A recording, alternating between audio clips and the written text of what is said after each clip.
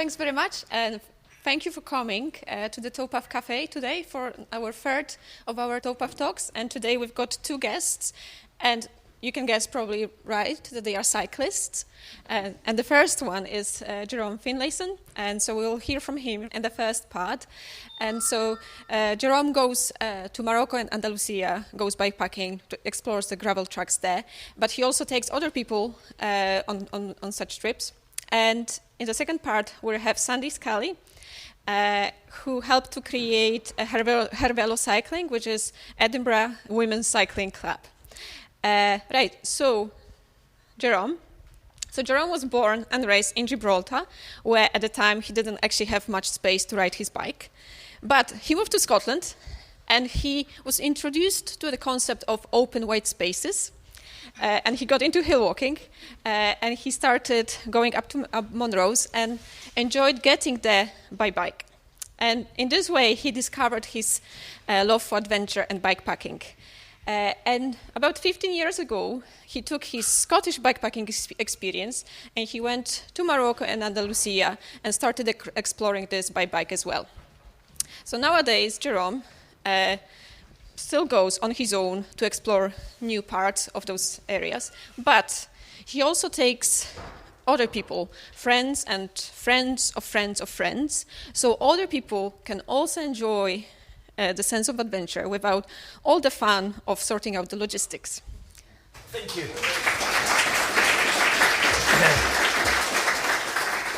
So thanks for the introduction, Isa, and very humbling to be here as well. I know that there's a series of Towpath Talks, and it's great to be part of this cycling community, bringing maybe my angle and my dimension into the conversation.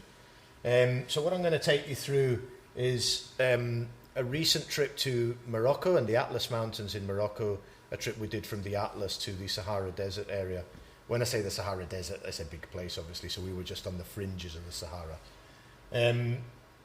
I love Morocco for its diversity, and that slide really captures it for me. You can see in that picture snow-capped mountains, you know, the Atlas. You can see desert and huge seas of sand dunes, lakes and rivers, and dry, barren, rocky gorges and canyons. And also on the north-facing side of the Atlas, in the middle bottom, you know, the lush green pastures, which could be somewhere in Switzerland. So in a way, in the diversity, Morocco's got a landscape that's got everything, you know, a bit of everything. And then not only that, but you're also met with the cultural diversity that you see in Morocco. So that's not Morocco, that's Gibraltar. I didn't take that photo myself, obviously, but stole that off the internet. But in the distance, that's the two pillars of Hercules, Gibraltar and Jebel Musa across the Straits. And as a 12-year-old lad in Gibraltar, I remember being on my rally grifter up the rock and looking out towards Africa, not at the time thinking I'll be there one day exploring, but thinking, wow, what's beyond? You know, I think at a young age I always had a rich curiosity of finding what was on the other side, let's say, and that curiosity is, you know, maybe what's led me into some of the bikepacking trips, whether it's Scotland, Morocco, Andalusia, or other places. So I'm from Gibraltar. I'm an ordinary bloke, married, 2 children. I've got a day job. I go to Morocco for 10 days, I come back, I've still got 700 emails in my inbox. So I'm not a professional athlete. I'm not portraying this as a sort of ultra endurance event. You know, this is just what an average person I think can do. And, you know, sometimes very humbling, and you've got to pinch yourself that you've got the privilege to be able to do these things. And great to be able to do these things with other people. I've just put one slide on Andalusia because the title was Andalusia to Morocco. It wasn't actually riding from Andalusia to Morocco, but I think that will happen one day. But I've got an extensive knowledge of Andalusia. I can't do the justice to talk about Andalusia and Morocco in the same, but this slide is some of the shots from... So when I do a trip to Andalusia, this is stuff that you'll not find on the tourist route. I've got places in the tours that are authentic, you know, real, some of the real corners of Andalusia that when I speak to riders in Spain and I tell them the route, they're almost like, wow, that's amazing. You know, so there's some really nice places. Generally starts in Seville, and then it's a 600-kilometre route over 6 days, gravel bikepacking, taking in the Atlantic coast, taking in the high mountains of a place called Ronda, using gravel trails. As you can see, the tunnels there is a disused railway line which is brilliant. 36 kilometers of Via Verde, the Via Verde's greenways in Spain. So some amazing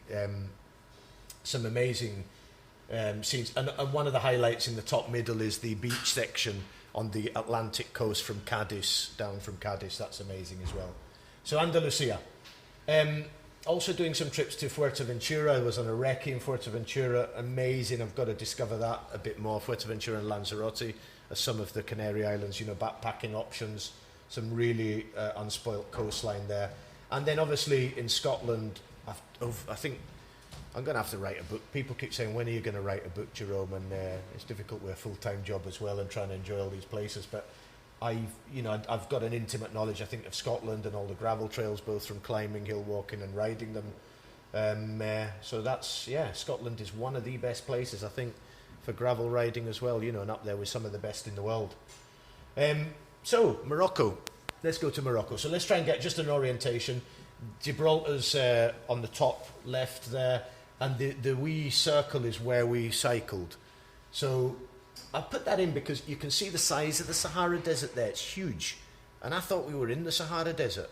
But you can see from the red the route, we just touched the fringe of the Sahara Desert. But when you're riding it, you think, wow, I'm in the desert. I can't see 360-degree horizon. I can see the horizon. So it just shows the scale. But that zooming in, that's the route. We fly to Marrakesh. There's 2 flights a week. Marrakesh is, come on, it's an awesome city. This trip, I have cycled over the Atlas twice, 2 different routes. But this trip, we got a bus to Skura, which is an old Kasbah town, part of the old spice route, where camel trains would stop in years go by, unload their expensive goods in Kasbahs, and then refuel before the journey to big markets in Marrakesh, and then on to Europe. From Skura to Afra, Zagora, and then the next bit is the desert crossing, 2 days in the desert through Erg Shagaga, which is a huge sea of dunes, and then out of the desert through the gateway desert town of Fouimzigud, and then up to Oasis Fint, and then over to Ait Benadou, which is famous for its movies. It's been in Gladiator, Star Wars, Game of Thrones, and all that. So you'll see for the photos. So that's the general route, and I'm going to deviate from the route slightly because I've thrown in a few other scenes from other trips I've done to Morocco, just to give you a flavour. So arrive in Marrakesh, and we're straight into the bus. So hire the logistics, 1 bus for the bike cases, 1 bike for the passengers, and 5 hours over the Col, Tizi Natishka Col, 2,200 metres to Skura. And that's where we're starting from. Logistics, you obviously got the big faffing about with the bike boxes. Some people take longer than others. Some people forget to bring things. Some people have put new bits on their bike that don't actually work properly. So these are all things to be, when you're travelling with bike, stuff to be prepared of. But in this hotel Kasbah, I know them now, and they give us a room, and we can leave our bike boxes there while we're on the tour, and then the bus picks them up on the way back, so we can ride, and the bike boxes are sorted. But if you're riding out of Marrakesh, this shot's taken on another trip, and that's just about 20 minutes out of Marrakesh. So once you're actually Marrakesh and Morocco is good for cycling, not the very centre, but most people can't afford a car, so most people ride bikes, and a lot of the roads have cycle lanes. So I have no problem cycling out of Marrakesh, but I wouldn't cycle in the centre, and I would be very careful on roundabouts, because there's no rules on roundabouts. So that's just in the foothills, approaching the foothills of the Atlas outside Marrakesh. But very quickly, when you leave Marrakesh, you're then into this isn't even in the Atlas, it's just before you get to the Atlas. Some amazing scenery, and some really good gravel trails, some very steep climbs, some very smooth flowing gravel through valleys and canyons. And this shot here is one of the times we left Marrakesh, and this was almost sunset. We're at the top of the Tizi Natishka Col, 2,200 metres. It's quite a long climb. It's 30k of climbing, but it's a nice climb. It's about 5-6% gradient on average, so nothing too dramatic. But being up there at sunset was just tremendous. And then when you come down the other side of the Col, you're in the north to the south of the Atlas is very different. The south is much more barren. Everything's much more isolated, and it's almost like going back in time. It's you're entering a different world. This is another way up over the Atlas. This is in the Atlas mountain race, and this is the Col Tizi Natelloet. you need a mountain bike, because a gravel bike will not have enough gears. This time we did it, we had snow, so that presents another factor. But what an amazing way to go over. You feel like you're consumed by the mountains. You're right in the heart of the Atlas, as you can see, very alpine. There is a catch-22, as most people would know with my bike trips. There's a hiker bike always thrown in. And this was the hiker bike from hell, maybe, if you don't like hiker bikes. So we couldn't see the path, so we got there. Now, that's at 3,000 metres, sorry, that call. So that would have been a very different proposition had it been windy and snowing. Yeah, so you've got, be prepared for these things. But that's all part of the adventure, I feel. That was a nice day, so we could have some fun in the snow. So we pick our way down, and then you're on the donkey trail. And that went on and on. It's not rideable. Even if you're competent on a mountain bike, it's not rideable. And has anyone been to Morocco or the Atlas cycling? I know some people have, but so has anyone been down here? Have you been down no, Tizi na Telouet, no. I mean, most people in the Atlas Mountain Race walk this section as well. And I know Neil Henderson, a friend of mine, did the Atlas Mountain Race. I told him we're going here, so I wouldn't go there. I would give that a... So, it's one of these, maybe it's got to be done, but once it's done, you've got other routes. But when we came off that, a few river crossings as well, you're then on this amazing sky. I mean, with this photo, that was at the end of a very long day, over the snow, down the donkey trail, and then we're met with this beautiful sunset, and we only had about a 10k downhill road to our beautiful Casbah for the night, and it was just magical. I mean, even when I'm talking about it now, the emotions are there that when you experience these things, it's like nothing else. It's like, I'm not bullshitting when I say it's a trip of a lifetime. For me, it is. And I know for many other people it is, because they've said that. They said, this is actually the best day I've had on a gravel bike. And that's, in a way, touching on why I do these things, because I'm not doing it for any financial gain, really. I cover my own costs.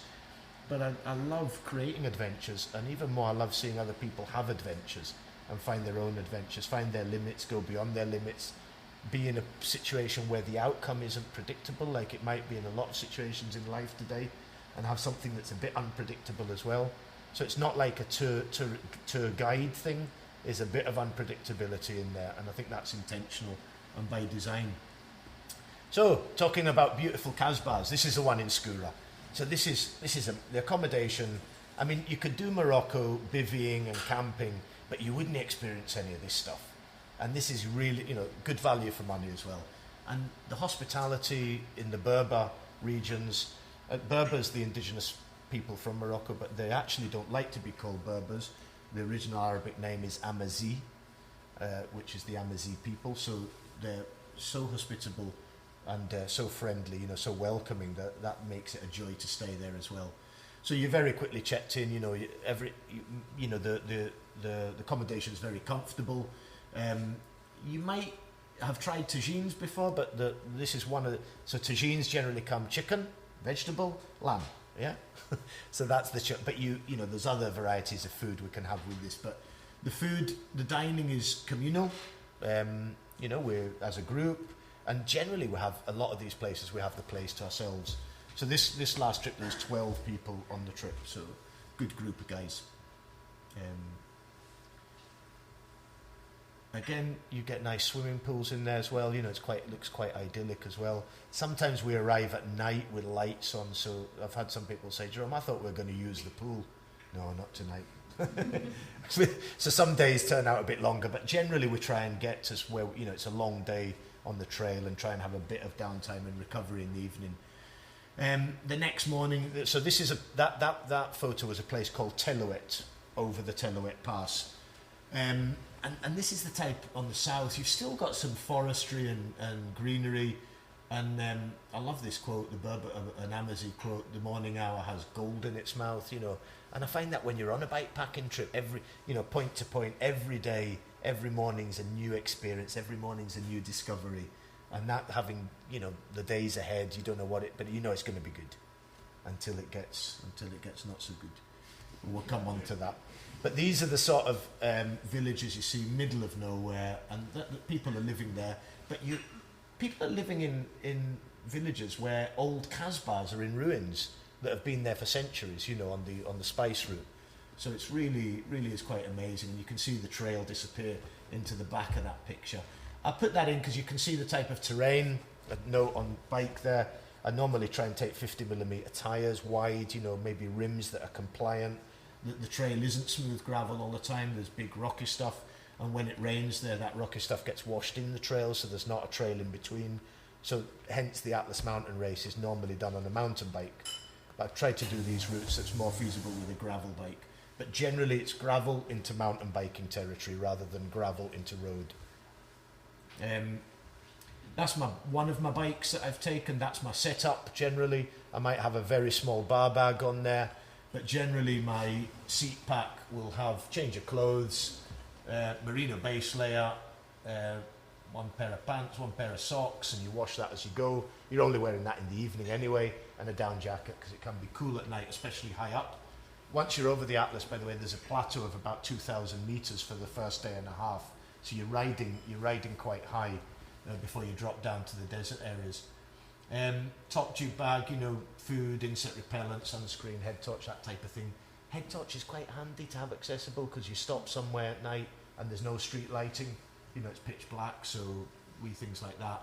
And then in the frame bag, stuff that you might access on the ride. And on the bike, obviously, this trip I took 4 water bottles. I had 2 on the bike and 2 on the forks, and then on the bottom tube I had my tools. So when you go into the desert, I'll come on to that, but you need a lot of water there if you're not supported by any vehicle there. And 45+mm tyres, lights as well. And normally the spares we normally pool between us. If there's 12 of us going and we're all taking 2 inner tubes, we don't need 24 inner tubes. So things like that we can just pool anyway as a group. Okay. So leaving Teloet, we're heading south now. Just a flavour. And when you're riding, the beauty of this is you're riding through small villages and you come across someone on a donkey, someone carrying a basket of some sort of vegetation. You see life in the hills. It's not like you don't see people. There's lots of villages that you see. A lot of life as it's probably gone for centuries, in very simple ways. But this area is, very dry, very rocky, very dusty. The first half you're just covered in, you notice the dust on the bike, on yourself. But some huge landscapes. You've got trails like that. I mean, that trail actually looks quite dangerous from here, but it's actually quite safe. But you've got steep drops, so you've got to be aware of that. But obviously, if there's been a flood before, it's worth checking, because that trail would probably be washed out, and you do see signs of repair and so on, as you go. So again, that picture just shows the immenseness of the scenery, some pretty big canyons and gorges that you're riding through, and you feel like, you're just a small dot in the horizon on this landscape. More Berber villages like this en route. In this one you can see some of these kasbahs have been restored. So a kasbah is like what we see in the picture in the middle there. It's a fortified type house, dwelling, and nowadays they tend to be hotels, but this would be a place where traders would stop and, as I said, unload the goods, the spices that they were carrying in a safe place from bandits or pirates, and then they would carry on and go on their way. So on the last trip, the first day's riding was crossing this mountain range illustrated on the picture, which is called the Jebel Sagro. And the Jebel Sagro is part of the Anti-Atlas, and it is an amazing day on the bike. Jebel Sagro is still frequented by nomadic Berber tribes. It's very remote, a real feeling of isolation, and a tough day on a gravel bike. It's a good 7-8 hour day with climbing, so it's not epic like 24-hour riding, but the Jebel Sagro is definitely and this is a slight variation on the Atlas Mountain Trail, but what you do, you've got the Atlas behind you, snow-capped, amazing. You're on quite a high-level plateau to start with, and that's what the landscape starts looking like as you leave the Atlas behind. More like what you might expect to see in the Grand Canyon or Utah in the States. The trails are perfect for riding on long, nice smooth gravel, but then you do have some big climbs in there as well. And with bikepacking gear, that tended to be a bit of a push rather than a cycle, unless you had mountain bike gearing. But some amazing scenery, very remote. this is a high-level plateau on the Jebel Sagro, over 2,000 meters high, and then you come into these amazing, like, canyons, you know, and it was just a joy to ride. This section was all downhill for quite a while, and then as you come down out of the canyonlands, you come into the beautiful oasis and the palmeries, and you start approaching civilization. You see a few people. You think, "Oh, right, we're nearly at the oasis." And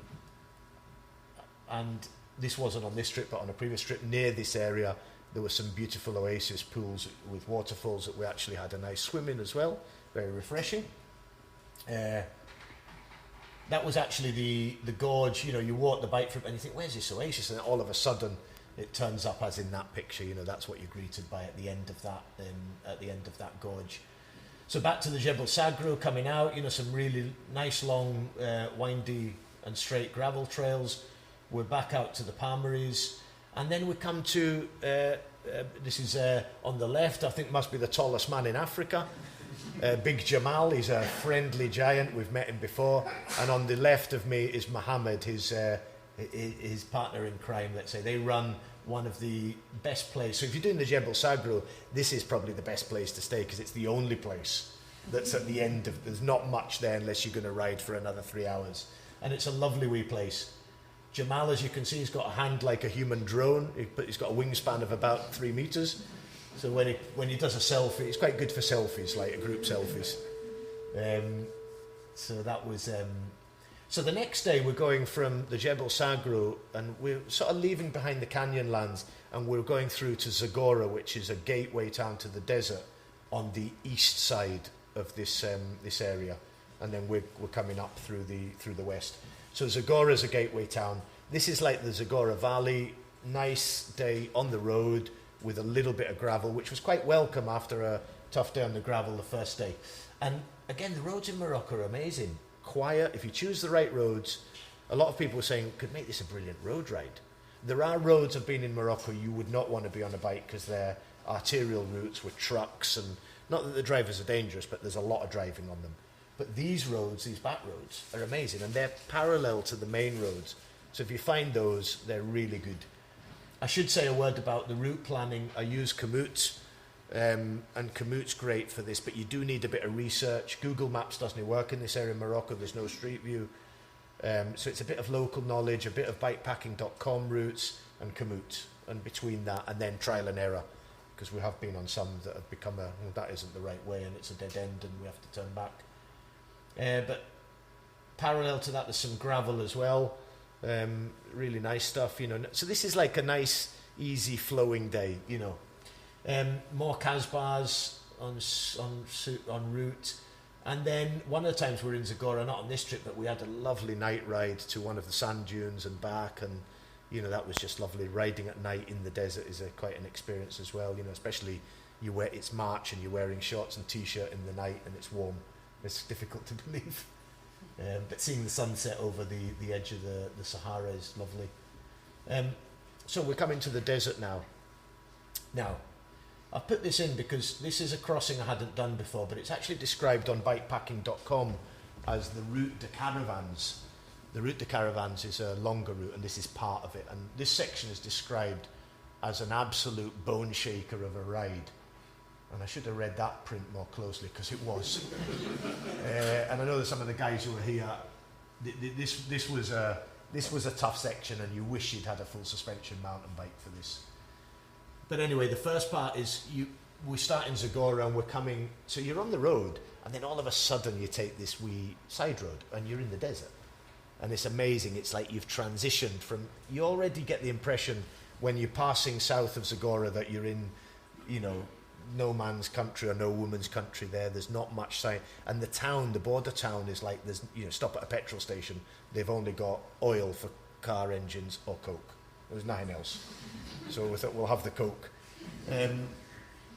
So it's quite sparse out there, but this is a 2-day crossing for us. And each day was probably 8. The second day was a bit shorter, about 8 hours. Average speeds would be well below 10 mile an hour here. The group we took were all strong cyclists, you know, who have done dirty reavers and things like that. So they're used to this type of terrain, but everyone at the end of these 2 days found that hard, myself included. So but a really rewarding 2 days on the bike, because when you, I've got this a bit back to front. This one's Lake Iriki, I think, yeah. We go through a dried lake, an ancient lake called Lake Iriki, and this is amazing. I mean, I've put this in because I actually didn't take many photos on the shit stuff because I wasn't in a good place, and I couldn't take no one was stopping or talking at that point. But Lake Iriki is amazing. You can see there as far as the eye can see, and it's just, you could just take any line, yeah. So we had the GPX for that. I would say for this, you start seeing these camels aren't tied up; they're wild. I think so anyway. Sometimes you see camels that are leashed up, but these were on the. You can see though either side you're starting to get soft stuff, and then we get to a point in the ride where we can't ride any further. And you can see I'm not an expert on the body language here, but AD and Keith don't have an expression of overwhelming joy here, do they? No? So this was after, the factors here on a trip, we didn't know how long we had to go till the end. We asked the guy in the car and he said, 20 kilometres. An hour later, 20 kilometres. An hour later, and we're like, unreal. My hands were bleeding, because and I don't normally have that. Everything, you're on the drops, you're out the saddle, trying to find a comfortable position on the bike, and you think, I just want to get there now. So there was an element of that. I think knowing the distance and knowing what's in front of you and predict, that helps. But I'd hired 2 vehicles and 1 on standby, and I very quickly called in the 1 on standby because I knew we're going to have to get the vehicle. This isn't rideable. And again, knowledge that when you're using local guides, they're not cyclists. So when they say, oh yes, there's a track, then it's like, it's a different thing when you ride it. Again, the learning here, we didn't really lash the bikes in there. That's not suitable for riding. If you are taking an expensive bike and you're scared of your bike getting a wee bit of a scratch in Morocco, you maybe need to think twice. Because if you're loading it in vehicles or lashing it to the roof of a taxi, which we've done before as well, then that's a thing as well. But to get to Ergshagaga, we came off the trail and we're actually into the dunes now. And that's Ergshagaga. I didn't take that photo, but that is a photo of Ergshagaga, and that's where we were. The camp is actually up there. It's in a magnificent area. And I would recommend, if you are even just to do that and use a vehicle to get out to get the bits that aren't rideable done, it's an amazing place. It'd be amazing to do it, self-supported. For those 2 days, you probably need 8 to 10 litres of water. So it's a lot of water to carry, and you can't really rely on water being there because the wells might be dry and there's not really much there. That's the camp.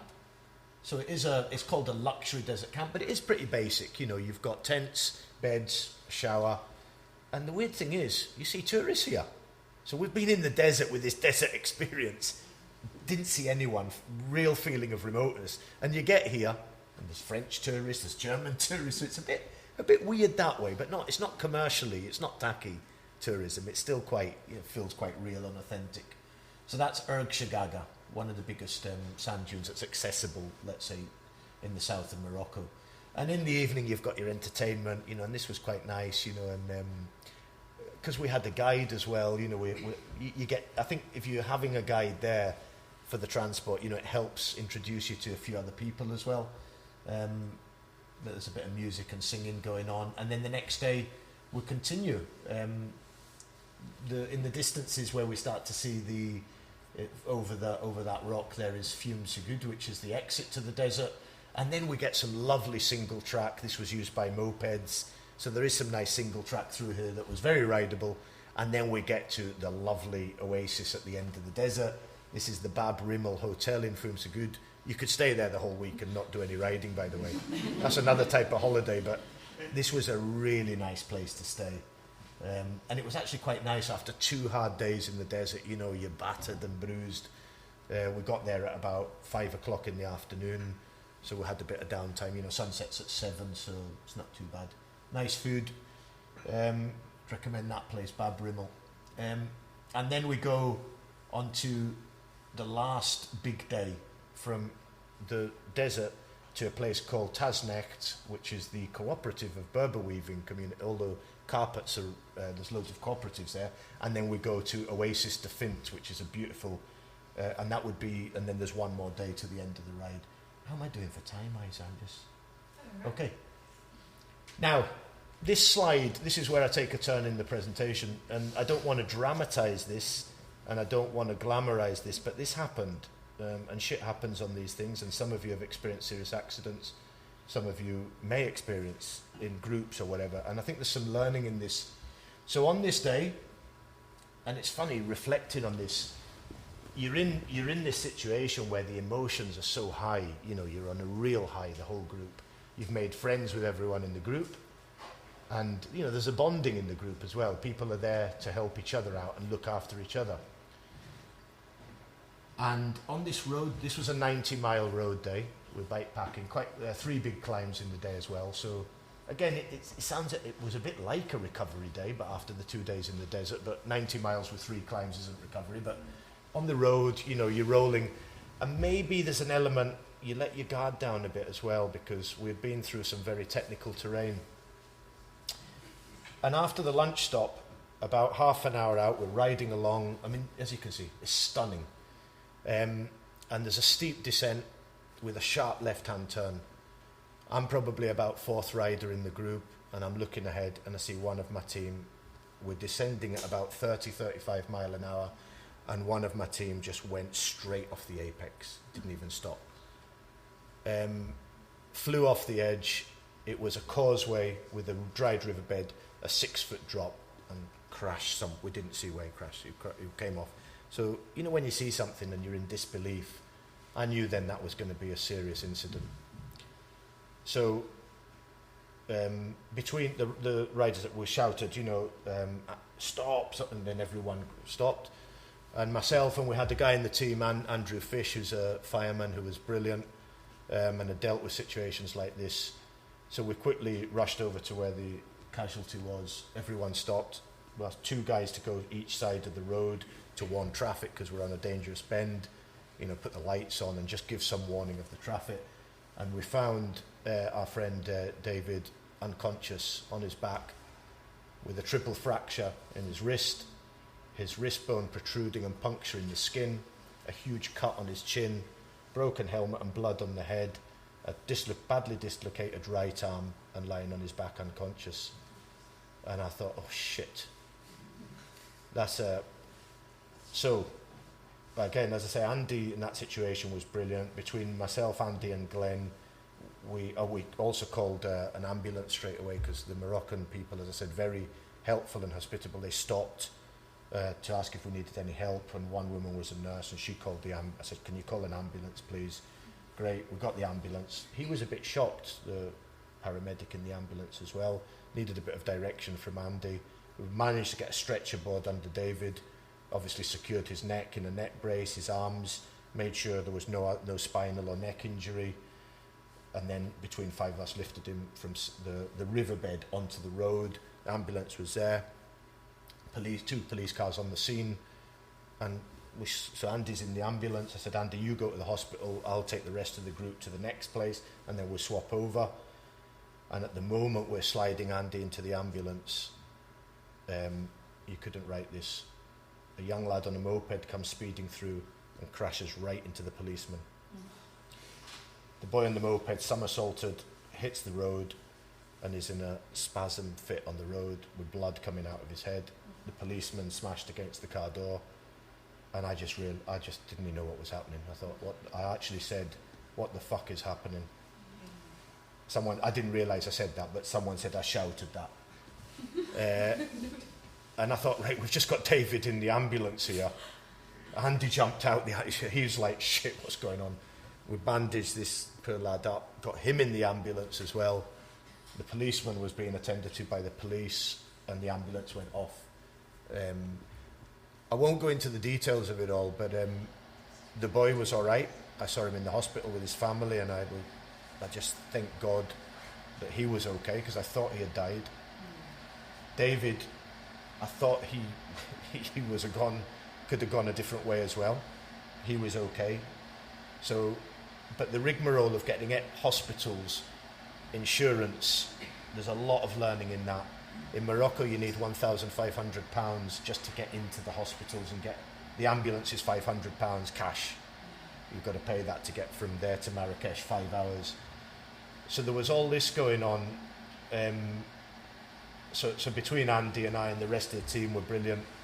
We got David to Marrakesh. We got him in a private hospital with his insurance. He then got family out 2 days later, and he's now back safe and doing really well in New York, where he lives. And he's planning to do the Atlas Mountain Race next year. So I'm sure he'll be back. What actually happened is difficult to piece together. As organizer, I do question, could I have done anything differently? You can't tell guys who are experienced on bikes slow down the hill and limit it to 20 mile an hour. That's just not going to work. This was a freak accident. I think there's a number of factors. Full frame bag on the bike. There was a very strong wind coming in from the left. So as you're turning left and banking, we felt it on the bikes. I think that wind caught David's bike and maybe caught him unaware. And all he can remember, he says, is a feeling of weightlessness as he went round the bend. He says the bike was, that could have been the wind. So, and it happened that quick, these things. It wasn't, I would say, a highly dangerous bend. You could, but I was cycling into Edinburgh the other day for work, and I thought, I wonder, the probability of statistics of having an accident commuting to work are far higher than this. So at the time when that happened, I thought, I'm never going to do this again. But now in perspective, I think, well, the probability, you're much more likely to have an accident cycling in Edinburgh. So would you stop doing that? No. So I think, perspective puts a lot of things in place, and for me, there's certainly some personal learning here. And so again, I don't want to. The trip was an amazing trip, and I don't want to dramatize that, but I think that happened, so I couldn't sit here and not talk about it. So, hospitals in Morocco. I mean, this was David's bed. There's cats in the hospital. If you like cats, I like cats, but no in the hospital. So it is. You expect, if you're ever in a situation in Morocco like this, you expect something very different. But that ride that day, it was an emotional roller coaster. So I carried on riding with the group. We rode the 90 miles, and this is coming into Oasis de Fint. That is a stunning place. Oh, it's a magic. Maybe that day wasn't magical the way we felt, but I've been there before, and it's a magical place. You have to cross a river. This was on another trip. Cross a river to get in there, and it's in a way. The film 300 was filmed there, the Spartan film, so it's a lovely place. And then the next day we go to this Ait Benadou. It's a big Casbah on the hill. This has been in Gladiator and Game of Thrones. It's a lovely place to finish a gravel tour. And that was a relatively short day. And you can see the Atlas Mountains now in the distance. So you've done full circle over the Atlas, gone to the desert, come back through the canyon lines again, and you're back towards the Atlas. So the team left Morocco, and I stayed. I was going to stay on and do a 10-day trip, so I stayed with Andy Fish in the team. He's not here tonight, and the two of us stayed, and we thought, shit, what do we do now? We didn't really feel much like riding. We were both quite emotionally drained, as you can imagine. So we had 2 days rest in Marrakesh, which was really good. Just toured around. Marrakesh is a great city to see. And then we went. I had accommodation booked in the northern slopes of the Atlas, and this is what it looks like. That's Mount Toubkal at 4,200 meters, and you've got forests. It's beautiful, and it was maybe just what we needed, just a chill out time, 2 days riding, easy riding, and that's the sort of scenery we're through. We went to a place called Urigan. Urigan is a beautiful lake there, and I want to do this next year. So if you follow this road, there's two main roads, the Tizi Test, which is this one, and the Tizi Tishka, which is the main. Those are the two arterial routes. I would probably go for the Tizi Test because it's quieter, and once you turn that corner, you're like climbing for 30k. It's up to 2,000 meters again, and it's just stunning, a stunning location. That's coming back out of Urigan, beautiful, and I do want to raise this. I'm raising a Just Giving through Human Appeal. I've registered it as a charity through Human Appeal. So please, if you like what you hear and you can have some empathy with the people of Morocco. There was an earthquake in September. 3,200 people died. 5,000 were injured, and tens of thousands have been displaced. And what we saw was, so that building, these are the buildings in that side of the Atlas, and people are still in tents. The whole village practically in tents, and they've been in tents from September. I couldn't believe it. So, obviously the news doesn't report this, and so I'd like to do some fundraising for that worthy cause. I think because what I didn't say on the accident, for example, we had to get 2 bikes back, Andy's and David's. So 2 riders in our team, Franco and Keith, volunteered to take them back, and this lad with his granddad had just come back from the village. They had a farmer's truck, and he said, I'll take you. I just need to go back and fill up with fuel, and then I'll take you up to the Oasis Fint. I said, yeah, brilliant, we'll pay you some money for no, don't want any. And he refused. I mean, Franco and Keith tried to give him some money. He refused point blank. He said, no, you're in Morocco, and our country will look after you. So, a great trip, a sad day, at the time, a hard day, especially for David. But some great memories of riding in Morocco, and just to close off, a few scenes of Marrakesh. I think Marrakesh is who's been to Marrakesh here? Some people. No, it's a bustling. I mean, it's an intense city, and there's a phrase that goes, if you're tired of Marrakesh, you're tired of life. But anyway, after a bikepacking trip like this, you'd be tired of life as well. So you might be tired of Marrakesh. But the street food, the spices, the main square, Jimma del Fanar, where you've got everything from a dentist sitting there pulling people's molars out to these games and lots of things going on. If you ever go to Marrakesh, Picala is really good. Picala Bicycle Centre. They do a lot of work with children who have not had the opportunity to do well at school. You can imagine in Morocco that's quite a problem. And they train them as bike couriers and bike tour guides in Morocco. And it's an amazing... One year we raised £600 for this charity, which was great, for Picala bikes. And one of the guys who showed us around was an 18-year-old lad who dropped out of school at 13 because he had to work. And he spoke with such a confidence about his job and such a proud way he was talking about it. It blew everyone away. So Picala bikes, they do cycle tours in Marrakesh as well. It's a good way to see Marrakesh. Obviously the mint tea. What am I showing here? The riads. Riads, typical accommodation in Marrakesh. Difficult to get 12 people with bike boxes, so we tend to stay out. But if you go into Marrakesh, a riad is the authentic experience. If there's 2 or 3 of you, get a nice riad, and that's in the bottom right-hand picture. Getting bike boxes in and out of riads, as you can see, is a bit of a logistics issue, because some of them riads you can't get to by car, so you've got to get a cart or something. So, and the sun sets on another amazing Moroccan trip. So that is the last slide. I hope you've enjoyed it.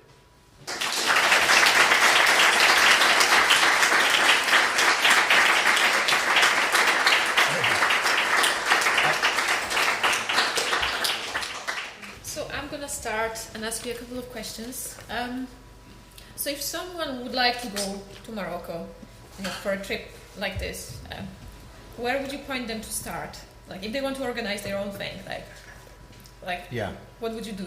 No, good point. I think if someone wants to go to Morocco, so when people ask me about the Morocco trip, I say, look, if you've not got a good degree of gravel riding, maybe somewhere like Andalusia, or get yourself used to multi-day bike packing, because Morocco I feel is like a step up in terms of the technical terrain, the remoteness, and so on. But if you wanted to introduce to Morocco, I would stay on the north side from Marrakesh. On the north side of the Atlas are some beautiful places. Once you go over the Atlas, you're then in big country, and you've got big loops to do and some quite unhospitable terrain. But staying on the north side from Marrakesh to Ourigan is 55 miles and 3,000 feet of climbing. So it's not, it's that type, and that's on road and some gravel. But obviously you've got two big passes, 30k at 2,000 meters. Once you're over that, then you're in another world. So yeah, north face of north side facing Marrakesh. Okay. And what's the best time of the year when to go there? Yeah, good question. Because for me, you could go in the summer, but you'd die. The heat would kill you.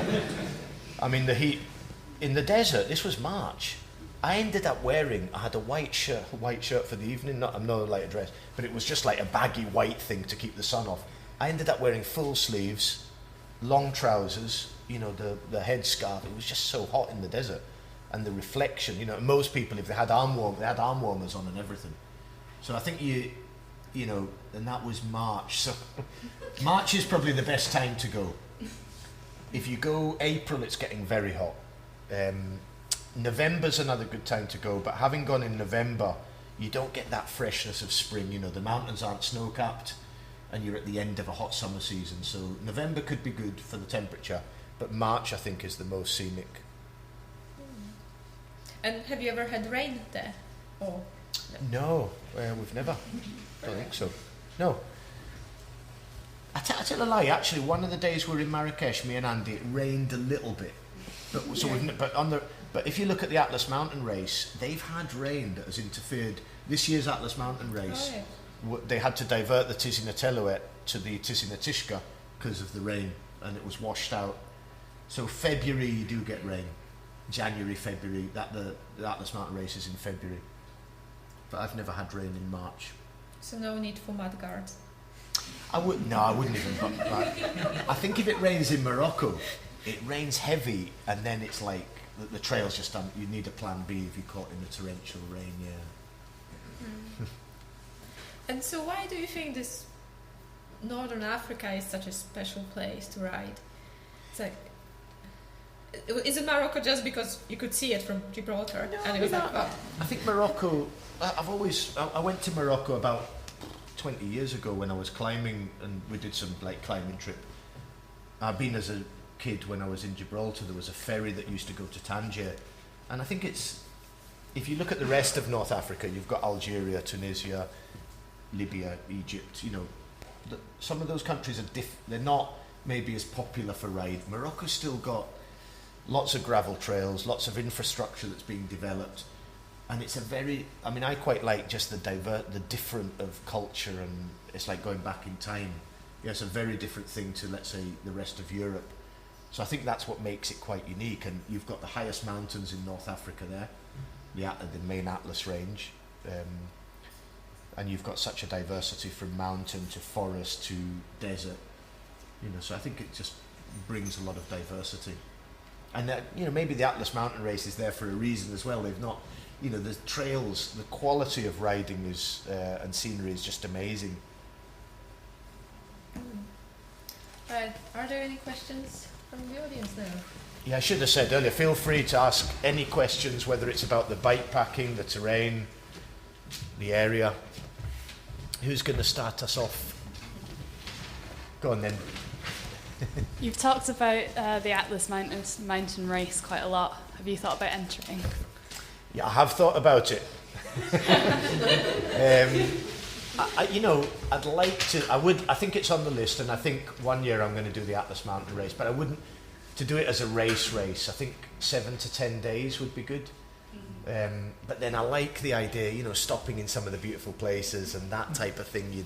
You'd maybe miss some of that, but it's definitely a great race. Can I ask a quick follow-up on that? Would you take your gravel bike, or would you go for a mountain bike? No, mountain bike for sure. That's for me. That would be a no-brainer. It's a mountain bike, definitely with front suspension. I don't know if you'd need full, but that's the other thing. I'd need a new bike. Every cloud has a silver lining. Based on this not nice part of the story about the accident, I really like to travel solo in every time. But based on your experience and based on that, I know Morocco could be safer than Libya or Algeria, for example, and easier country. If you travel to Algeria or Libya and you compare with Morocco is Europe for Africa. Yeah. But Would you recommend or would you go Traveling solo. solo? You know, that's raised a question in my mind after what I experienced. Because if you were solo, like if David was on his own, I don't know how he would have got in the hospitals and got the ambulance and got to Marrakesh and got the treatment. Because you really needed, between me and Andy, we really had to, you know, and when you go to hospital in Morocco, the doctor's on his own in one hospital, he's going around smoking, he's stressed. You actually have to pin people down and say, right, what's happening with my ambulance? You have to be quite demanding. The guy from the ambulance comes and says, I take you, €500 cash. And I say, right, well, let me see the ambulance first. I had to go to a cash line with him to get the 500 cash. And I'm, you know, give me your phone so I can put an email into your ambulance company from my email so I've got some record, you know. So it's, I don't know how you would do that on your own. And it's I mean, I like travelling on my own as well. I think in Morocco you'd have to be, I would probably have someone with me. I've got a follow-up question to that. Very similar topic. Do you think it would be different if it was like a group of girls as opposed to... In Morocco? Yeah. For sure, yeah. So. Yeah, Morocco is a Muslim country and, you know, I think women are regarded differently to men. You know, whether that's we see that as an unfortunate thing or that not, but that's the reality. And I think places like Marrakesh are very westernised, but even parts of Marrakesh, you know, I don't know. I'm not being a woman myself. I don't know how it would feel, but from what I've seen, I think it might be different, and there might be some different situations. Fiona. Follow-up to that. Jenny Tuff's book, because Jenny Tuff talks about running rather than mountain biking. I did. So Jenny Tuff. Mountains and stuff. Yeah, Jenny Tuff. I've seen some of her podcasts, and she had quite a lot of issues with people following her to escort her. Was that the right one? Yeah. And trying to get her on a track and look after her. Yeah, the police were following her. She would wake up with a man standing over her smoking. And Yeah. They were trying to be helpful. But it was a terrifying experience. I know. She loved the place, but it was a really interesting. I know. I did. Like as a woman on her own travelling. I know. It was a really interesting. My own personal view on that, and I don't know Jenny Tuff, so is that you can't impose your own values on a culture and a country, and sometimes you've just got to take what's in front of you. And I think I got the impression Jenny was trying to challenge some of that, you know. So, and that, rightly or wrongly, that's only going to end up with one winner in Morocco. So, you know, it's a difficult one. But I don't know the details of Jenny, you know, the situation. It's Jenny. an interesting concept to read from a solo travelling point of view. Yeah, the book that's really good is it's a Scottish lady called Alice Morrison who lives in Marrakesh. She studied Arabic, she speaks Arabic, and I'd been in touch with Alice Morrison to try and get some local intel, and she lives in Morocco. She did the Marathon des Sables, and she's done some bike packing, and she gives a really, because she understands the culture as well, but she's Western, she's from Edinburgh. She did the BBC documentary called something From Marrakesh to Timbuktu. It's like a travel documentary. So that's Alice Morrison, gives a really good perspective on it, I think. Any other questions? I mean, is anyone maybe inspired to go to Morocco? No. I'm not looking for signing up for another trip here, by the way. So you had your group of about, was it 12 that you had? Yeah. So how did you organise that sort of into, did you have a mother duck and then or did you sort of split up into smaller groups or what? Good point. I like this. I'm going to have to appoint a mother duck. I like that. I know who the mother duck's going to be in our group. But so in hindsight, 12 is too big. I wouldn't do 12 to Morocco again. I think probably the optimum is 8. Just because, as well, there's a lot of like stopping, and when you stop, you've got 12. You know, it just takes longer for everything. If you're transiting on vehicles, 12 is quite hard as well. So I organised the route, and I knew most of the riders, but there was 3 or 4 people I didn't know. They were new, so that was another interesting dynamic for the team, let's say, because there was new people introduced. and obviously tried to vet them by meet with them before and look at their riding and make sure their endurance and technical ability is good. There's three things, like endurance, technical ability and sense of humour. If they've not got one of those, then they might kind of struggle. What I mean by sense of humour is like just fitting in with things aren't going to go to plan, things are going to go different here, you know, that type of attitude. If someone's going and they want everything predictable and planned, then they're maybe going to struggle with that type of trip. And then I suppose I was the guide. What we did in the team was a good suggestion. We had like a buddy system, so people would buddy up. So that was just if you were riding, we turn a corner, you've got someone looking out for someone else. When the accident happened, it's interesting because people then kick into what they know. So we had Andy as fireman, you know, chief first aider. But I don't know if that's answered your question. Well, it's more about the logistics of it. Even with 8 people, that's a lot of warm bodies to keep track of. Yeah. People do tend to get separated. So, like, yeah, I mean, what's your mechanism? So I tried to get everyone, you know, that everyone's on a sort of similar ability for riding. That's one important, you know. So we're riding similar pace. Now on this trip, there was probably because it was 12, there was probably more of a variance in the ride ability. So then 2 or 3 groups form, you know. Can I ask you one question? How did you ever get an ambulance? Like physically, what did you do?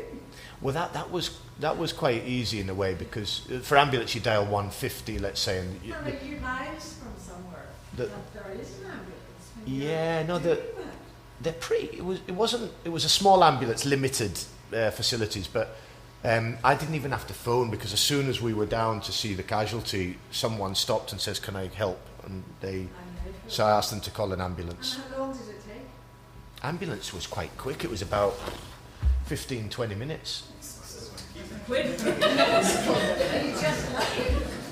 We were lucky that not that about the ambulance coming quickly. We were lucky in where the accident happened, because we were literally about half an hour's ride out of a town called Tasnecht, which is where the ambulance came from.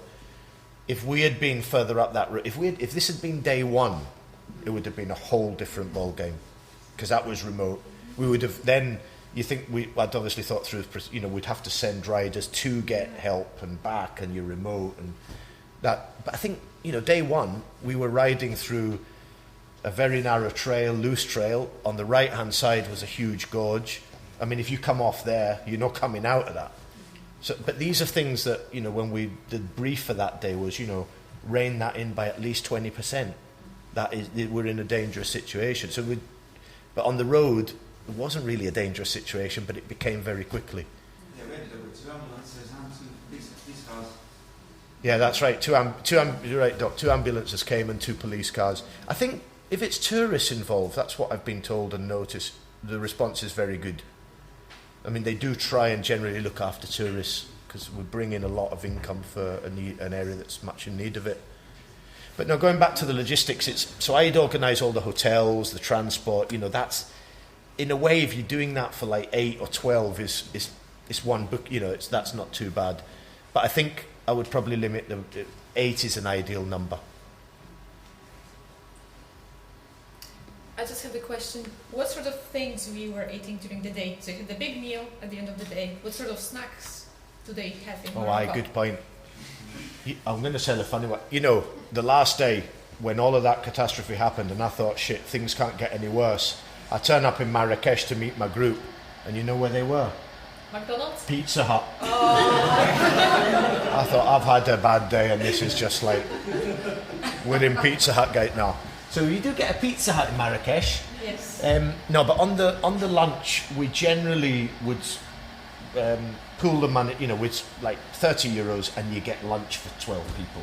And it would be dates, almonds, walnuts, you know, you have wee shops that sell all of the bags of sweets, you know, chocolate, things like that. So we'd have energy bars, you know, hydration tablets, things like that. On the desert days, we actually got some like sandwiches made up in the hotel. They could do some packed lunch. So there's no problem finding food en route unless you're in the desert. There's lots of wee shops that sell lots of fresh local produce, like, you know, good energy products.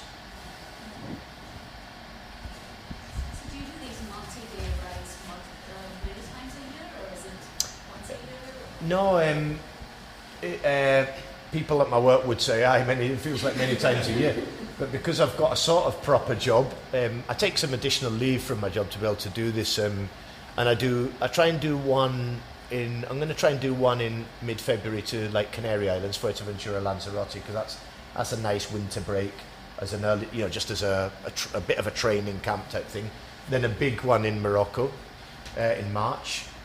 And then I'm actually doing some in Scotland in May and June, some gravel, that's 3-day type thing, gravel in Scotland. And then in October, November, I'll probably do Andalusia. So that's at the tail end, October, November, and then that's probably it. That's the year more or less done, because planning, doing them and then finishing and wrapping them up, it takes time. Well, I'm just riding my bike. I mean, I'm not an athlete, but I've been just used to riding my bike, and I do some with the Livingston Cycle Club and others. We're always doing some sort of nice rides. So, but you do need to, coming out of winter in January, I was floored with a bad flu. I went to Gibraltar to see my family; they had it, and I was like that 6-week cough. So I was like, oh shit, I'm not going to be ready for Morocco. So there is, But then doing these rides is part of the getting, you can get fit on the ride as well. You're laughing. Sandy, that's her also. Just turn up and go. Yeah. Oh, sorry, yeah.